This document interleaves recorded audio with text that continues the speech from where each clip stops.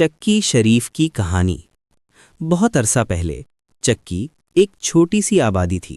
اس جگہ پر صرف چند گھر تھے، ارد گرد کھیت اور کھلی زمین تھی۔ قریبی دیہات تو تھے مگر وہاں اناج پیسنے کے لیے کوئی چکی موجود نہیں تھی۔ ان چند گھروں کے پاس ایک پرانی مگر مضبوط چکی تھی۔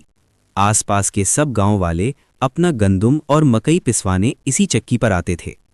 صبح سے شام تک وہاں لوگوں کا رش لگا رہتا۔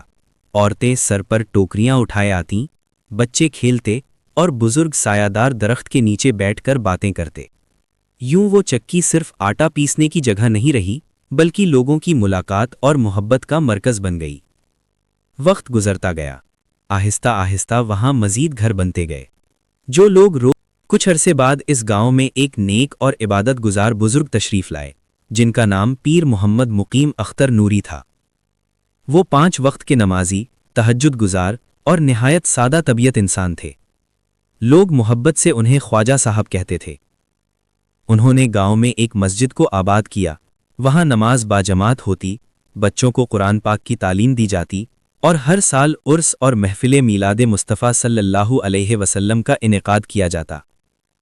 دور دور سے لوگ شرکت کے لیے آتے۔ ان محفلوں سے گاؤں میں روحانیت اور بھائی چارے کی فضا قائم ہو گئی۔ ایک دن بابا جی نے فرمایا کہ یہ بستی صرف چکی نہیں رہی بلکہ یہ اب ایک باوقار اور بابرکت جگہ بن چکی ہے۔ چنانچہ انہوں نے خود اپنے ہاتھ سے اس گاؤں کا نام چکی شریف رکھ دیا۔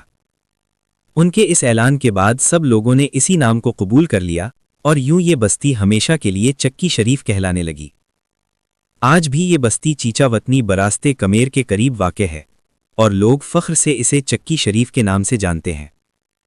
یہ گاؤں اس بات کی مثال ہے کہ کس طرح ایک چھوٹی سی چکی اور ایک نیک بزرگ کی دعا نے چند گھروں کو ایک آباد اور باوقار بستی میں بدل دیا۔